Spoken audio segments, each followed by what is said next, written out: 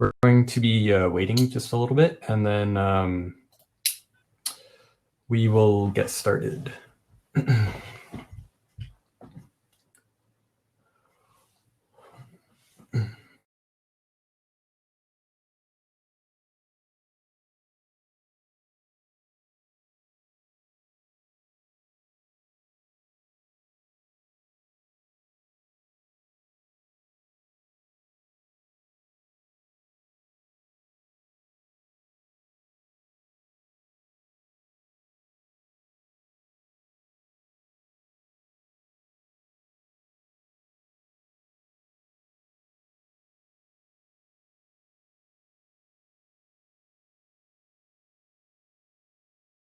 Maybe while you guys wait, I added a couple more poll questions. Again, that's to the right of the chat, the right tab, or the tab to the right of chat, and then the sub tab called session. And there's 2 poll questions in there. What is that orange diamond sign? Oh, I'm so glad you asked. So that is from, man, like the first time I went to Disneyland, like I begged my parents to get me like a little like souvenir kind of thing. And that's like a crossing sign that says, yeah, it just says crossing, but then it's got like Mickey, Goofy, and Donald Duck on there. So yeah, that's from like, oof, like elementary school, I think. I've had that. It's been a long time.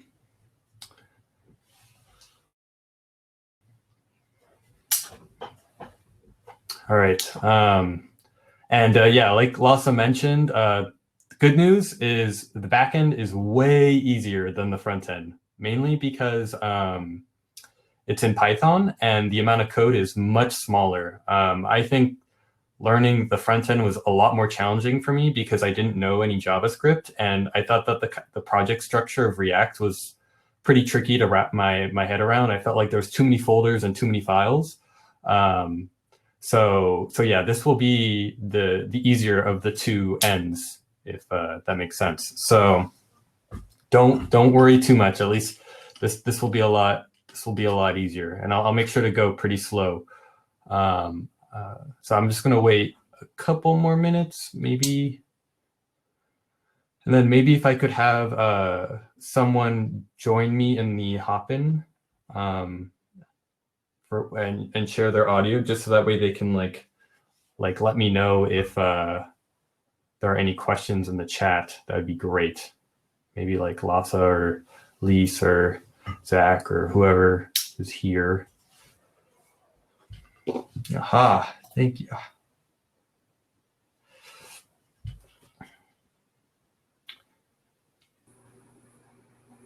Hello. All right. Hello. So, all right, I think we're just going to get started because we're kind of burning some time here, and I know it's already getting late and your brains are probably already a little fried because it's hard to focus for this long. But here, let me get started. So yeah, welcome to the Backend Workshop. So we're going to be going over 2 things. Like Lassa mentioned, actually here, before we do this really quick, I'm just curious to see what the polls look like, because I'm curious how many people. Okay, awesome. So it looks like the majority of you were able to set up your backend environment and complete the backend prereq work. So that means that you're at least familiar with how the project structure kind of looks like. I'll go over that again really briefly, or at least what we're going to be adding and then what we're going to be implementing. So here's what the project structure looks like again. So this is you, the little happy face. And you're accessing someone's website, and what you're directly interfacing with is the React app frontend, and that's hosted on its own domain on a GitHub pages through GitHub pages, essentially. So this is going to have its own URL, right? Now this GitHub pages will interact with the backend, which will also have its own completely separate URL, and this communicates using a REST API. And maybe you saw through Lassa's workshop that we were hitting some endpoints. Well, that endpoint is coming from our backend, and I'll be showing you how to create endpoints. And then the backend then communicates with the database, which is also hosted in another location. So we have 3 different pieces really, And the two pieces that we're going to be focusing on are the Flask server backend and the database. So we're going to kind of abstract away the front end. We're not going to talk about the front end anymore. We're only going to focus on the backend and the database and what that means. So let's get started. So in the fundamentals workshop, we kind of talked about this user object. And it's not super useful if the user object doesn't really interact with anything. So what we're going to be doing now is creating a stock object. And every user will have a favorite stock, right? And the way that we're going to kind of connect these two objects together is by essentially storing the ID of the stock that we're interested in within the user. So this is kind of like a pointer, if you're familiar with C++ in a way. The idea, you might be asking, like, why don't we just store the stock information within the user itself, right? Like, why do we have to have two separate objects, one pointing to the other? Well, this actually helps prevent data duplication. And this can get really messy, like in the case where, like, let's say, for some reason your favorite stock ID, your company changes names, right? Well, if it's stored, if every user, like let's say Microsoft changes their name, right, slightly, they add an extra letter somewhere. Well, you would have to go through every user that you stored that has Microsoft as their favorite stock, and you would have to update it, right? Whereas with this design, since everybody's pointing to this one stock object, we just have to update it in one place, and then we're done. So that's kind of like the reasoning behind why we do this kind of like abstraction into two different objects, and we have one object point to another. And you'll see this a lot, like once you take like 122A, which is an upper division course, which kind of goes into like SQL databases and stuff like that. This kind of design makes a lot of sense. Specifically, this is called a one-to-many, where one stock can be referenced by many users. But yeah, so kind of keeping on going, we had in the fundamentals workshop, we had this user object pre-created. So we're going to be adding a new field to the user object, as well as creating an entirely new resource called stock. All right, so how do we even go about that? So first, we're going to have to switch to a new Mongo database, because the one we were using before was only for the fundamental. And that's going to be an easy one-liner for us, because we already have that Mongo database set up. If you're interested in knowing how to set up a Mongo database, we have a deployment video, which I'll be sharing. Maybe Elise, you could maybe share that. Maybe Lhasa might know where that is, or maybe you can try to go find it. I don't have the link on. I think it was in, yeah, maybe if you can go try to figure that out. And then we're also going to be creating that stock resource. And we're going to be adding that field to the user's resource, right? Specifically, the favorite stock ID field to the user resource. And then we're going to register this new stock resource within the Flask app. And if we have time, we're going to embed the stock resource inside the return user, which you might be like, whoa, whoa, whoa, you just said that like we're supposed to keep them separate. Why would we embed it in? Well, they're going to be stored separately, but when you make an API request, we're going to return them together for you, so you don't have to make two separate API requests. So it's more of a convenience kind of thing. And of course, make sure you ask questions as we go along, and to kind of interrupt me like you were doing with Lhasa. If you have something doesn't make sense or you want more clarification about something, please just let me know. All right, I'm going to stop sharing here, and I'm going to switch to sharing my desktop. Now, maybe if you guys can kind of chat if the quality is bad, and we'll switch to, oh boy, we'll switch to, actually give me 1 second, sorry, I'm gonna stop sharing. We'll switch to Zoom if that doesn't work. So just bear with me for a second.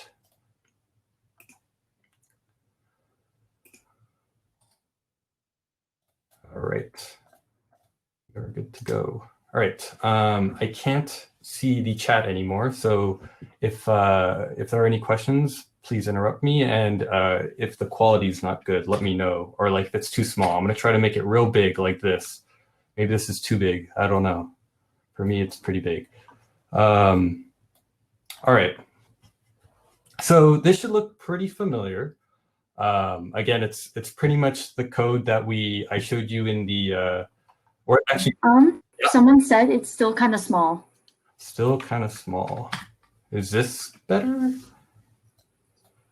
Thumbs up, thumbs down. Let's see. Still kind of small. All right, well, maybe we'll try to roll. It works. Okay, and is the quality okay? Like, is it fuzzy? It looks okay to me, but if anyone else wants to speak on that or type on that. Okay, yeah, that looks good. All right, cool. All right, so we'll roll with this for now then. Yeah, so again, this code right now is pretty much the exact what you were left off with at the end of the fundamentals workshop or the fundamentals video. To quickly kind of run through what we're looking at here, we have, first things first, we load in the environmental variables. What that means is that we have this .env.sample that we provided, right? And actually, I need to do this right now. What we have to do is copy it, and then we paste it back in, and we rename the file so it's just .env. The reason why we do this is because this is a little bit out of scope, but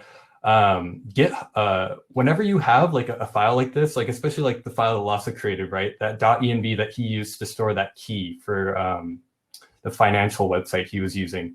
You don't want that to be available publicly on GitHub.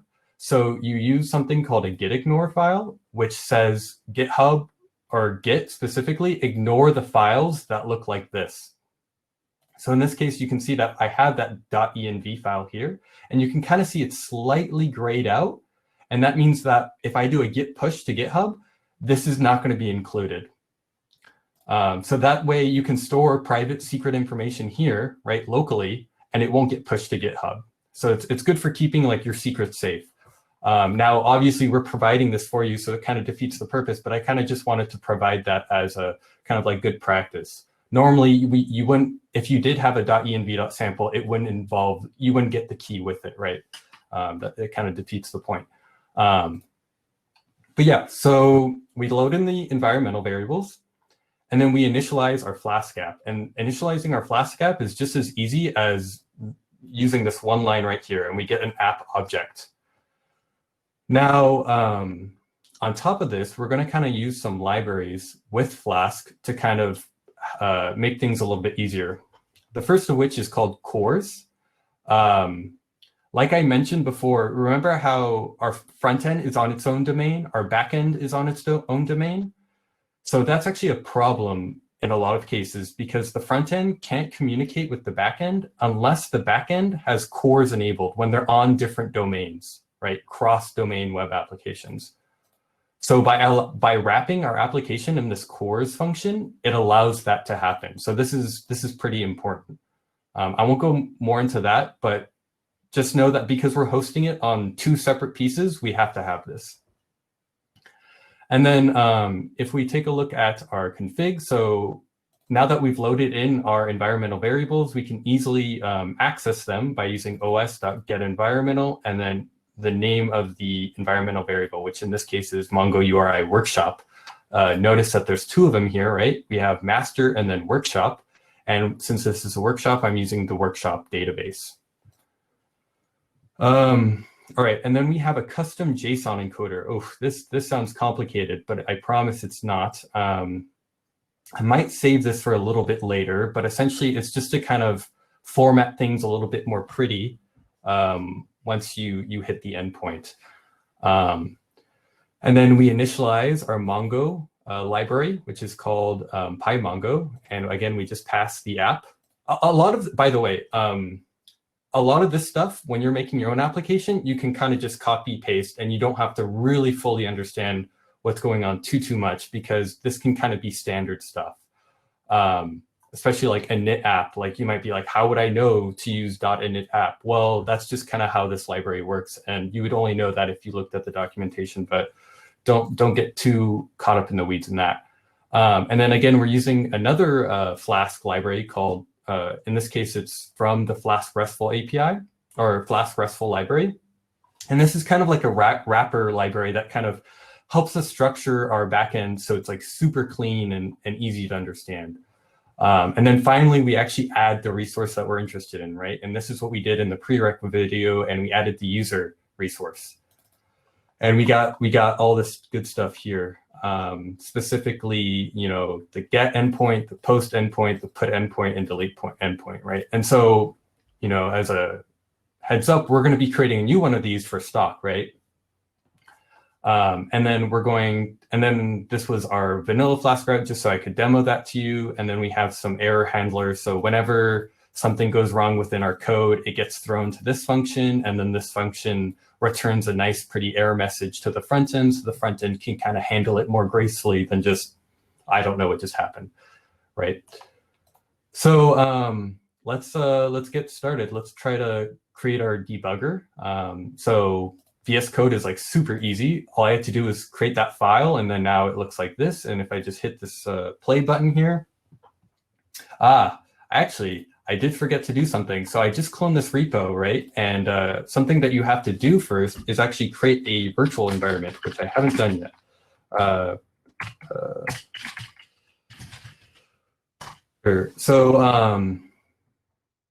And so VS Code is also smart enough to say, hey, you just ran this command that created a virtual environment. Do you want us to select it for you? And so you can just say yes. And right here, you can see it's been selected, and it's created that little folder.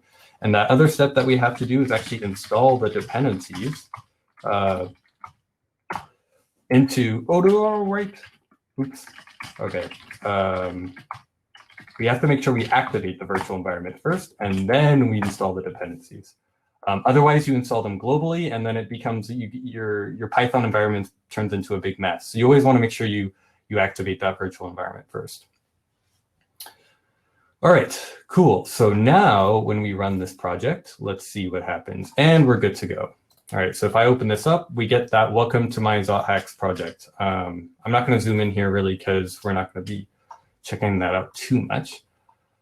All right, and then let's open up Postman.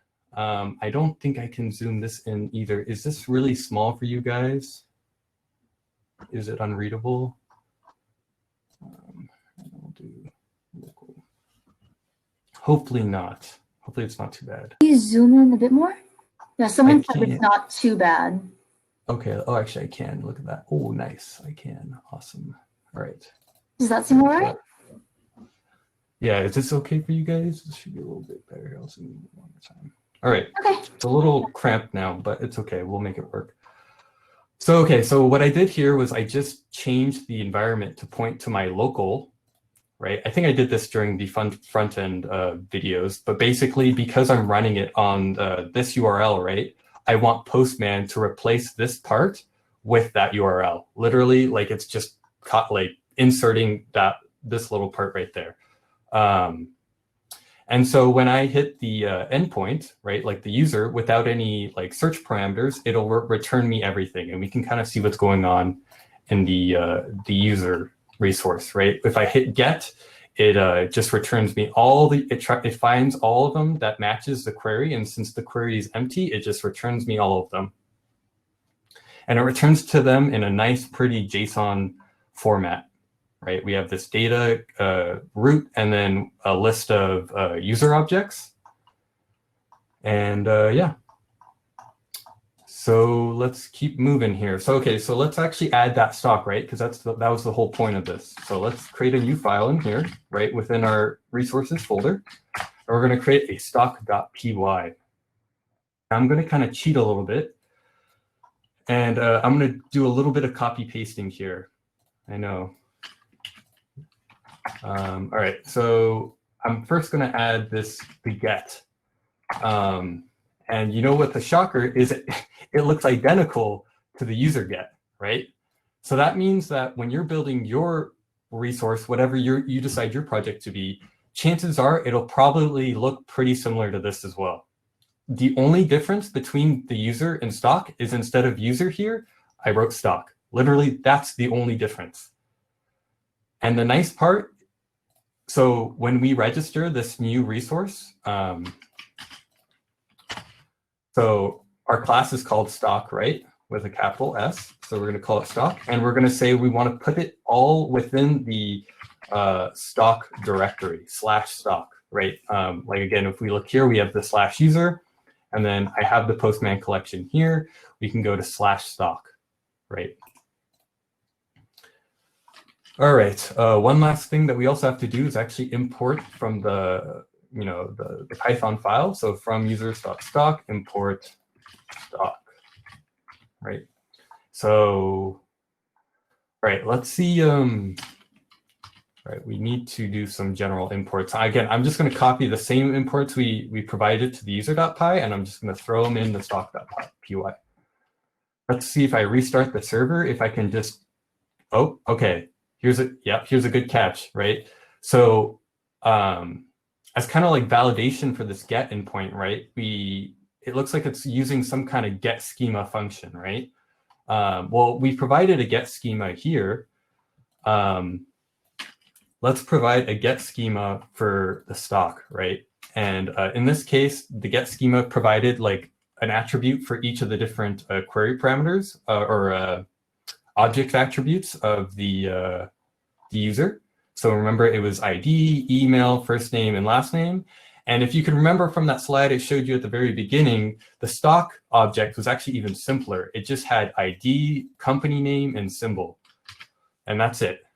So I'm going to go ahead and actually just copy paste all of the schemas that we'll be using. They're almost identical to the user schemas that we were using. Again, like when for get schema, pretty much what you want to do is provide any attribute, and this will be any attribute that you can search by when you provide it, right? In the get endpoint. So like, let's say I want to search for all the stocks that have this ID. Well, because we have the ID provided here, once we query with this, it'll try to find all the ones. Or right now, I'm not running the server, so it's going to say connection failed. But that's the general idea. Same with company name, same with symbol. Now, for post schema, if you remember, post schema or posting in general is for creating a new object. And it doesn't make sense to pass it an ID because the ID is actually automatically generated by our database. So that's why we don't have the ID here. Now for put query, so put actually has two different parts, right? We have the ID, and then we have the company name and symbol. Specifically, the ID falls under the query, and the company name and symbol falls under the body. And if you remember from the fundamental series, what that means is, here, if we go to the put, we have the query, which is part of the URL, right? It's kind of serialized like this. And then we have the body, which is a JSON object, right? And we have that company name and symbol, right? So that's how these two fit into actually making the request, right? Now you might be asking like, okay, sure, this is great. Like I know how to use Postman to make this, but how do I actually do this from the front end?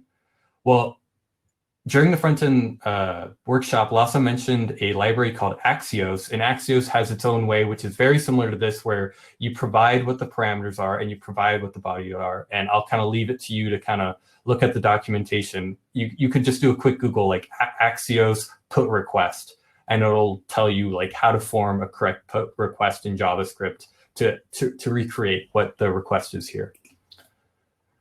So yeah, and then so that's put, and then we have delete, which is delete's pretty easy, right? All we need to know is the unique ID, and that's it. We don't need to provide the company name or symbol. We just provide it the ID, and it just deletes whatever object has that ID. Tristan, we got a question in the chat saying, where is he getting the copy paste stuff from? Oh, okay. Yes, that is a good question. So if you want to access the final project, you can do get or git checkout workshop. And I'm not going to hit enter here, but if you do that, you'll be able to get the end product, which is what I'm kind of referencing right now. I'm building up from the master branch to the workshop because the master branch kind of ended off with just the user object, and I'm building up to the workshop branch. So again, if you want to maybe reference this later, this will be recorded. But if you want to reference the full code later, you can do git checkout workshop, and you'll get the full end product. So hopefully that answers your question. All right, let's see here. So I kind of went over the schemas now. Hopefully, if you have any questions about the schemas, please let me know. Actually, a big part of it is probably this whole like function thing, and we have some like field stir, we have some other functions. What this generally means is kind of like some kind of validation, right? We want to make sure that the user doesn't like enter, or the front end doesn't just try to push whatever it wants. We have to kind of make sure, okay, is this in the format that we expected, right? So for like company name, we're expecting that they provide us a string. For ID, we're expecting them to pass us a Mongo ID, which is just kind of like this long ID that I showed. Like here's an example of a Mongo ID, right? Look how like long this is. And it's like a series of numbers and letters put together. What this does is, so for example, I'll run through with Git, the get endpoint, right? Before it even gets into here, it goes to this get schema, right? And it tries to deserialize what the user is passing it, and it runs a function called Mongo ID decoder.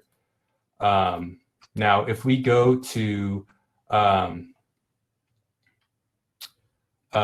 it's within .util right here, Mongo ID decoder. What it tries to do is whatever it's been passed, it tries to construct an object ID. And this is a try except that says, if something goes wrong, just raise a validation error. And that's it. So basically, it's just kind of like a simple little test to say like, hey, can I even construct a Mongo object ID out of this? And if I can't, then it's going to throw an error. And that error will be caught in this error handler here. Remember, like from the start of the workshop, it'll throw one of these 400 errors, and then it'll get caught here and make it nice and pretty. So I'll show you what that looks like really quick. So if I were to maybe like make it malformed like this, right? And then if I have to actually run see if I can run it. I kind of left this guy half built. Let me finish building this guy really quick. And then I'll go back to that. So within this, right, so we did something called validate user ID within here, right? And what that did was it made sure that there was a user with that object ID that existed within our database. Well, we're going to expand on that and say, very similarly, we're going to have a validate stock ID, right? And all that does is just, it makes sure that if we have a stock with an ID, that it exists within our database. And if it doesn't, it's going to throw an error, right? It's going to throw another one of those validation errors that then get caught in this and prints out a nice, pretty error message for us. And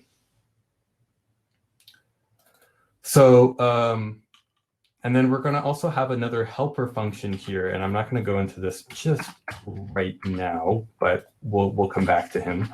And that'll be useful for when we implement favorite stock ID into user. But yeah, so let's see here. And I'm going to replace this because we need validate stock ID right here. All right. I'm also going to quickly copy paste. I know it seems like I'm cheating. I'm copy pasting all over the place, but really I'm pretty much copy pasting a lot of the code that was within user, and I'm just slightly tweaking it, right? Instead of user.user here, I'm pretty much just replacing it with .stock, and that's it. So, I mean, really nothing else has changed here from the user.py file. So if you understand the user.py, the stock.py it's pretty much the exact same thing, except with some slight word change. All right, so let's try running again, and let's see if we get a new error. And that's kind of just the debugging process. No error, perfect. Okay, so let's see. Remember, I just deleted something from here, and we're going to see like what happens when I try passing it an invalid object ID, right? What kind of goes on? Okay, so let's see. Let's hit the request. So we got an error, and it said the error was in the query string, and specifically with the ID parameter, and that the error specifically was an invalid user ID format. So what just happened? So we tried hitting a put request, and before it did that, it tried to validate the query, and it tried to validate the body. We go to our query and body schema. remember we have these two, we have this function field that it runs the, it tries to deserialize the Mongo ID and it tries to validate the stock ID. It does two things here. And if we check out the util.py where these two functions are defined, so we're specifically going to look at Mongo ID decoder first. So here, let's add a little breakpoint here. If I hit this, see it hit the breakpoint right here.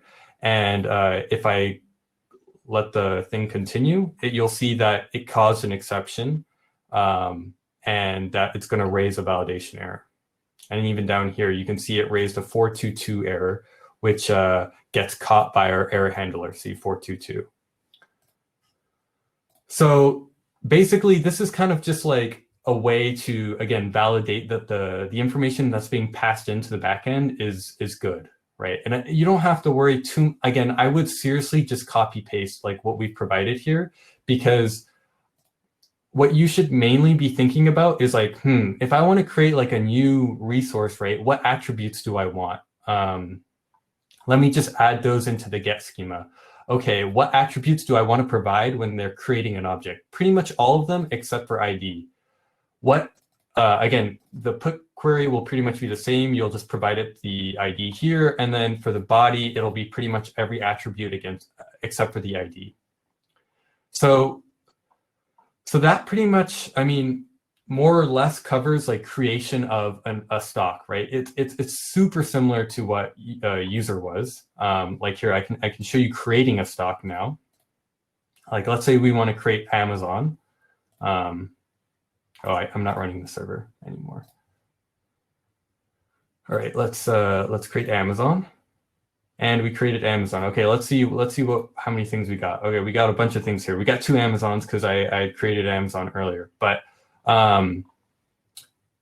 yeah, so it's pretty much the same thing as user, really. If you understand user, you'll get stock in a second. Now, the only thing that's tricky here is, remember at the beginning, we were going to add that field to user, right? That was that favorite stock ID, and we were going to link them, right? So let's do that now, because that's where maybe things might be a little bit more interesting, because I think it might be a little boring since I'm pretty much just copy pasting code from user, right, into stock.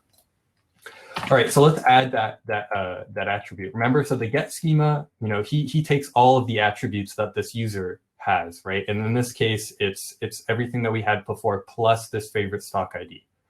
And you'll notice that this time around I pass it a Mongo ID decoder again, because we're expecting that this attribute is the same form, right? It's going to be like one of these really long strings that's going to be in place of, or that'll be part of this attribute, right? So let's see. So if we look at ID, right, it looks, you know, we've got this really strong string, and then we've got favorite stock ID. And then if we kind of copy this, we might be able to, you know, Command F and find it in here. So Lass's favorite stock is Apple, right? So how do we do this kind of like validation, right? Let's see here. All right, so we're able to like retrieve using this, right? Because that's what get is for. Get is purely for retrieval. We also want to be able to create a user with a favorite stock ID. So similarly, we're going to have this deserializer to make sure it's the right kind of like, you know, Mongo ID. But we're also going to do something called validate user stock ID, which basically what this does, here, we're going to create a new, we have a new kind of like util function here. And what this does is we pass it the stock ID, right? Whatever the endpoint gets passed as, like if we try to create a user, you know, whatever we pass here, right? It's going to get sent to this validate user stock ID function, which is now here. And that's what this parameter will be. Here, we can actually even try it, right? Let's try it. I always think that it's easier to understand with you know, maybe if we do a quick example here. So let's try unknown field. Aha. Why is it an unknown field? That is a good question. Why is it an unknown field? I think it's because I didn't add it somewhere. Let's keep moving on really quick. I think I didn't add it in all the right places here. specifically maybe my post, no, the post schema should be fine. Did I not save it? Let me restart it really quick. Let's see if maybe, okay, yeah, it's because I hadn't restarted it. So I need to import in, so I forgot to import this new validate user ID here, which again comes from this util file. Let's try restarting and see if we get a new bug. All right. Yeah, so the reason why it's saying this was because I hadn't saved it and reloaded the server. So hopefully I don't get that same error message. Aha! So we've hit this thing, right? So whoa, what just happened? We just skipped through like 5 different functions here. So we hit this post endpoint, right? That's what we did in Postman. We hit the post endpoint, and then we or before, like kind of as a validation for this post endpoint, right? As we hit the post schema, right? Which we go up here, and we go through each attribute, and we make sure that each attribute is valid. So we make sure that the email I provided is a valid email format. We make sure the first name isn't actually a string and that they provided it. We make sure that the last name is a string and they provided it. And then when we get the stock ID, again, we make sure that this stock ID is a valid Mongo ID and that it's a valid user stock ID. So what does that mean? Let's go explore that. So again, that's within this util file. It gets past the user ID, which is, whoa, look at this. It's an object ID, which is that Mongo thing that we saw, right? That gets wrapped from here, right? It got past this object, which then turns it into an object ID. So that's what it's getting past. And then it's calling validate stock ID with the field name favorite stock ID. So validate stock ID is right above it. And that's what we were using in stock. And it just queries the Mongo database to see, hey, I'm giving you the stock ID. Is there something in the stock database that has this ID, right? It's saying find one with this ID, and it's setting it into the stock variable. If it doesn't have anything, here, I'll add a breakpoint here, and see, we just hit it. So it looks like we do have something. So since we do, we don't raise a validation error, and we continue on, right? And we get this. Now, if I were to change it slightly, maybe to like, if I add like a 1 here, what are we going to see? Probably it's not going to exist, right? So here what happens. Now it's none. It's none, right? So that means that there is no stock ID with this object, right? This object ID here that exists within the Mongo database. And we're going to throw a validation error. And when we throw that validation error, again, it gets caught by this handler over here. So I'm going to add a breakpoint here. See, it just got hit. And we have this error that says, it's got a bunch of good stuff. It says validation error, invalid stock ID. And then when we print it, Postman's going to say there was an error in the JSON part, which is the body. Favorite stock ID was the cause of the problem. And specifically, the problem is that it's an invalid stock ID. Wow, that was a lot. My mouth is very dry from talking this much. All right, do we have any questions? I know I said I was going to go slow. Maybe I went too fast. Is there any questions that I can quickly answer right now?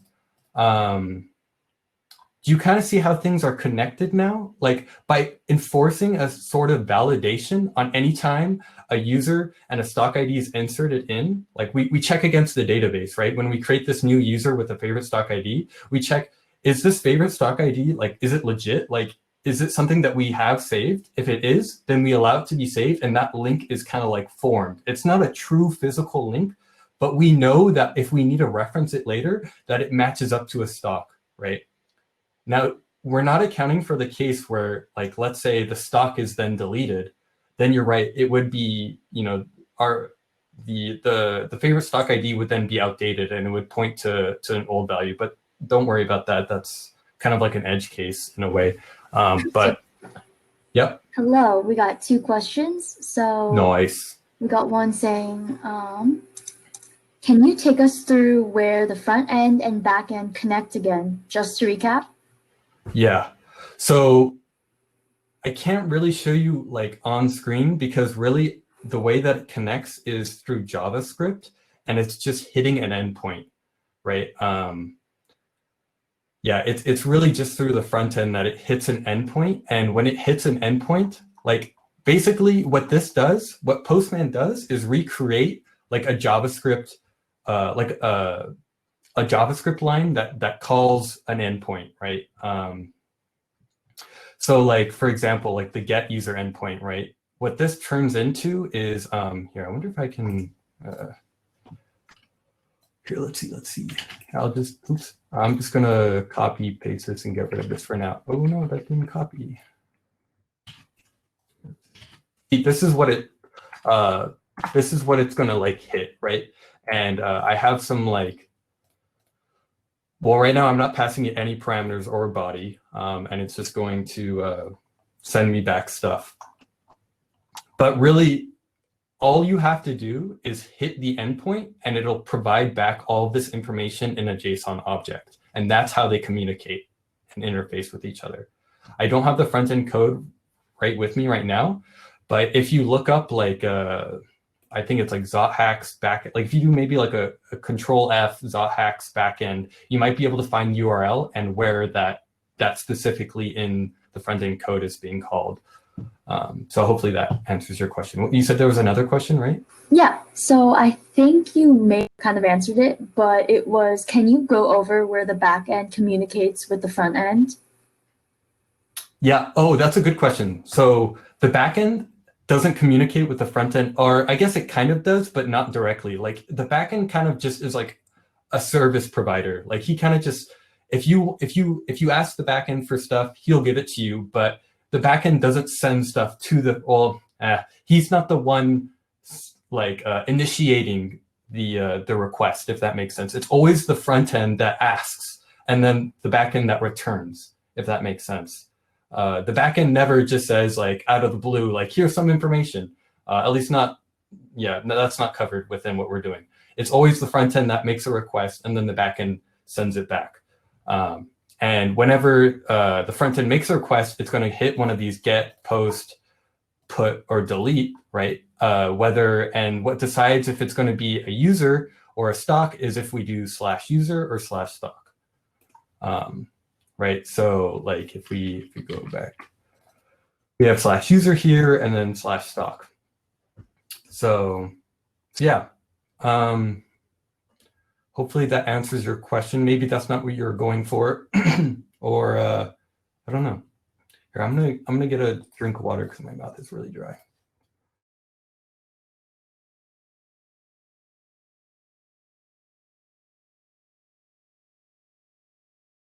Right.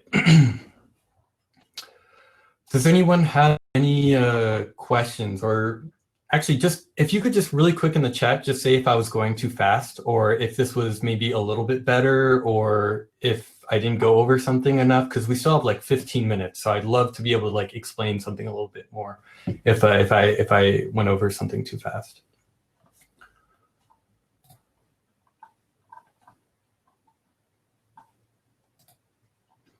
I feel like the silence means that you're in class and you have like no idea what's going on and like you don't even know what question to ask. I really hope it's not that, but I have a suspicion it might be.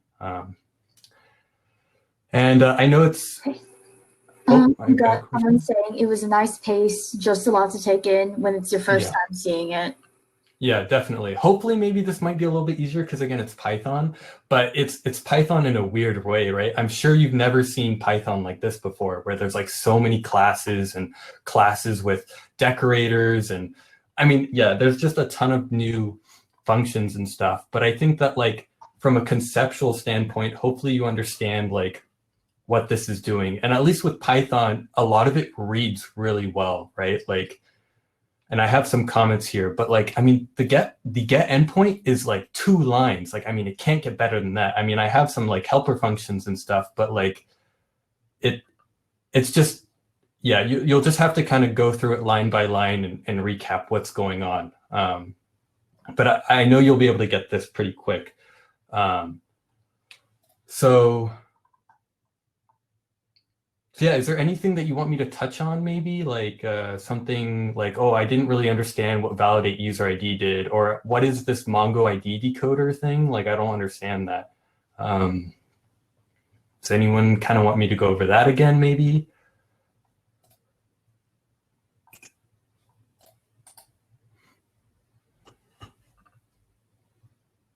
Okay, yeah. So I just saw that. So yeah, so the Mongo ID decoder, right? So when you send a request to an endpoint, right? We're sending it a string, really, right? It's just in double quotes, right? We're sending this long string of like characters and numbers. Well, we want to make sure that that's actually meaningful to us, and that can actually be translated into a Mongo ID, which gets stored into our database. And the way that we do that is we wrote like a little custom like function that anytime this get schema runs, it kind of validates using this helper function. Specifically, like it deserializes it, right? So if we go into Mongo ID decoder, right, which is in util.py, I imported it from util. And so if we look at Mongo ID decoder, all it does is it tries to cast it as an object ID. And if it's successful in casting it as an object ID, it returns the object ID. Otherwise, it throws an error, and I catch that error, and then I throw a new validation error. Because I think the error message is something like really ugly. And so I kind of catch it, and then I throw a cleaner error message. So that way, when it throws a 422 error like we saw here, it gets caught by this error handler, and then this error handler can then make it pretty and standardize the kind of error that comes out of the backend. So that way your front end can kind of handle, like maybe, because sometimes like, if you have a form or something, if it's up to user input, you want to be able to provide something meaningful to the user that says, hey, like you entered something wrong, you should fix it. And I'm sure you've seen that in forms, right? Like maybe you mistyped an email or something. You want to provide something useful back to the user so that they can fix their mistake, right? And so that's what kind of this tries to do here, right? It gives you something meaningful to work off so that you can fix your mistake and make the request again and hopefully fix that. So that's kind of the idea behind this. Otherwise, I mean, sure, I can have the endpoint fail, right? And I can just have it, just not do anything. But then from the user perspective, right, they're like, whoa, what just happened? I clicked this button and nothing did anything. Well, it might have failed silently. And that's never good. You always want to be able to like notify or make it clear to the user that they did something wrong and that they can fix it and how they can fix it. So yeah, anything else? Oh, one thing actually I do want to touch on. I skipped over this and I haven't come back to it. So remember we have app.json encoder. So we have these decoders, but then, right, we have the Mongo ID decoder, right, which tries to cast that string into an object ID, but then we also have an encoder. So an encoder does the opposite of a decoder. What the encoder does is, so you know how we have this object ID? If we try to return this object ID into a JSON format, it doesn't print pretty. Like it doesn't look well in a JSON object. So all this does is it says, like, before you send that request, try to convert that object ID back into a string, right? Because that's what this is, right? Look, it's just, a string. But if I try to like return it without turning it into a string, it like says like object ID parentheses and then the thing. But that's like, a weird format to be returning something in. We just want it to be, just give us the value, right? So by kind of casting this object ID into a string, it allows it so that it gets printed a lot nicer. So yeah, so that's kind of just what that does. And this only does this casting into a string if it's an object ID. That's what isInstant does. It checks if the type of O is an object ID type. And if it is, right, because it was decoded into an object ID from this function, it turns it into a string. Otherwise, do what the JSON encoder normally does, right? Do the default thing. If it's a number, handle like a number. If it's some other thing, handle it like however you would normally. So this kind of just adds like a special edge case for handling object IDs, right? Because we're using a Mongo ID decoder, we have to do the encoder side as well. So I know we didn't get to incorporating like nesting it. Maybe, maybe it's, it's like one line. Let's see if I can, let's see if I can get to it really quick. It's super easy. Let's see if I can fit it in. It's just, yeah. Okay. Okay, so I just added 2 lines here, right? I just copy pasted them. So I say for user and users, right? It's just, I'm unpacking this. This is just an array. It's a comprehension, which you'll get to in 33 if you haven't taken that already. And it goes through every user in this users array. And it, users is kind of, it's a dictionary. So we index on the stock and we do a search against the database for the favorite stock ID. So notice how we're checking the stock database for the ID, or we're matching. All right, here, let me rephrase this. Let me start over. So for every user within this, we know that they have a favorite stock ID, and we know that favorite stock ID corresponds to a stock in the stock table or the stock collection, right? So what we're trying to do is we're trying to grab that stock object and just insert it into the user object. It might be easier if I actually just show you an example, because otherwise it might be a little confusing. So let's try this again. So let's try getting user. So what you'll notice here is that we still have, you know, the same thing we had before, but now we have a nested stock object, right? So, and you'll notice that the favorite stock ID matches the ID of the stock that's nested in here, right? So what we did was we added this stock key, right? And we said in the stock collection, find me the stock where this favorite ID matches, right? Find only one of them. And there should only be one because they should be unique. So find me that and put it into the stock, you know, set it as the value to this key, right? In this case, the value to this key would be this stock object, right? And the key is stock. So it just plops it on in and then it returns it and that's it. So it's super easy. Now, normally this isn't the best way to do this because you can do something called a join where like instead of making this two queries, right? Because we're querying once on the user object and then we're querying again on a stock, you can do a join where it makes it so you only have to query once. But for the sake of complexity, and this is just so much easier, and I think it's more intuitive, right? Because you're going through every user and you're just simply matching up the favorite stock ID to a stock object, and you're just plopping it in, you know, this right here. We're just boop right there. So instead of having to make 2 requests, right? Like instead of having to make a request to the stock endpoint and then making a request to the user endpoint, you can just have your user endpoint also return the stock information, and that can be useful as well. Or, you know, simplify things a little bit, I guess. So does anyone have any questions about that or anything? We have some more minutes left. I know it's getting close to midnight, so I'm sure people are getting kind of tired, and it's been like 2 hours of these workshops. So hopefully hasn't been too boring or overwhelming. Hopefully at least this was maybe easier than the front end. Do you guys agree that you think it maybe was easier than the front end, or do you think it was around the same, or?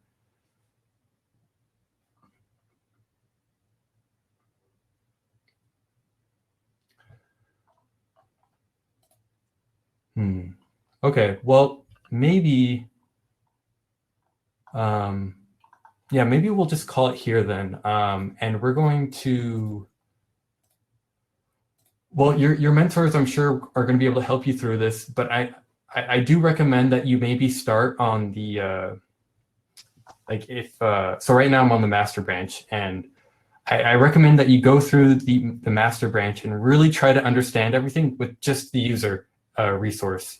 And then once you feel comfortable with that, you can do get checkout workshop, and then it'll also include all the stock information here. And try to understand like what the differences are. Again, there's not a whole lot of differences between the two other than the whole validation thing that I went over. And you can rewatch this workshop and hopefully get an idea about that. But really try to understand what's going on. The main files of interest are app.py, the util, which has all these helper functions, and then the resource files. And that's it. I mean, there's what, 4 files? db.py doesn't even really count because it's like 2 things. So hopefully this might be a little bit more straightforward. At least it's less code, right? So, you know, hopefully you can kind of brute force through it and try to figure it out. But I'm personally, like when I develop things, I much rather work on the back end than the front end. I think the back end or the front end can get a little finicky and complicated for me, but you can't really have a nice looking app without a front end. So you need both. We got one feedback. Oh, yeah. It seems easier since the syntax is a little bit more familiar. Yeah, I agree. It's just going to be, you know, like all these new functions that you've probably never seen before and new libraries that you've never seen before, and it's all at once. So I'm sure it's a little overwhelming, but at least it's less code, right? So even if it's like something you're not familiar with, you can be like, what is an app.route? Like, let me go Google that and try to figure that out, and then move on to the next thing you don't know, and then move on to the next thing. But you'll get through it, and then once you get through it, then you can build whatever endpoint you want, and it's pretty cool.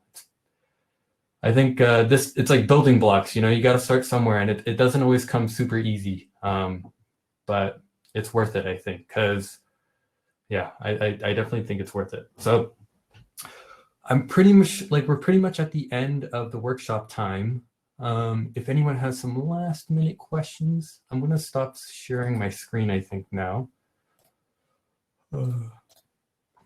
If anyone has some like, you know, questions or anti-front-end propaganda. Yeah, honestly, like I am like more of a back-end kind of person. Like I think I think if you like design and like visually like creating stuff, like front end is the way to go. Like, again, you have to learn the syntax of React and all of that. But like once you get really good at it, like you can make some really like nice looking things. Whereas like with the backend, right, the nicest thing you can do is like return a really nice looking JSON object, and that's about it, right? Or make your API like run real fast, but it's not the same. The user's only going to see the front end, and that's typically the part that matters the most. so yeah. So oh, here, let me add you guys. Sorry, I didn't even notice you guys were in there. But yeah, that about wraps up the backend workshop. Thank you so much for coming. Feel free to ask any questions, and I think we have a Among Us game or social event right after this. I'm definitely going to be there. I love Among Us, so I'll be playing that. And we'll be posting these videos and stuff, I think, as soon as possible. The front end one, I think, has already been recorded, and then we'll be posting this one again if you want to review it. So yeah, thank you so much for coming.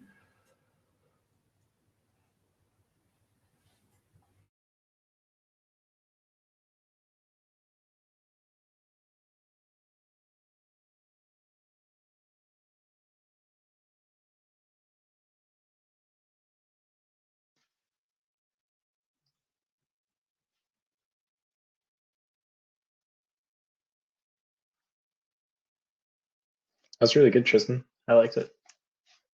Thank you. Thank you. Oh, so much talking. I was so thirsty and dying at the end of mine. I recommended that people have water bottles next to them. Yeah. And it's hard to like talk and like not have like, you know, it's not a conversation really. It's just like, I mean, professors in a way, like especially right now, like over Zoom, like. Oh God, yeah. Professor it's hard. Tristan. Well, no, it's like an hour. It's like an hour talking to a wall. Like I wasn't even looking at like the camera or screen like half the time. I was just like staring as I like talked about things in, like one general direction. Yeah. I'm gonna head over to Among Us. Maybe see you guys there. Yeah, I'm actually going to be going there as well. All right. Sweet. All right. See you guys.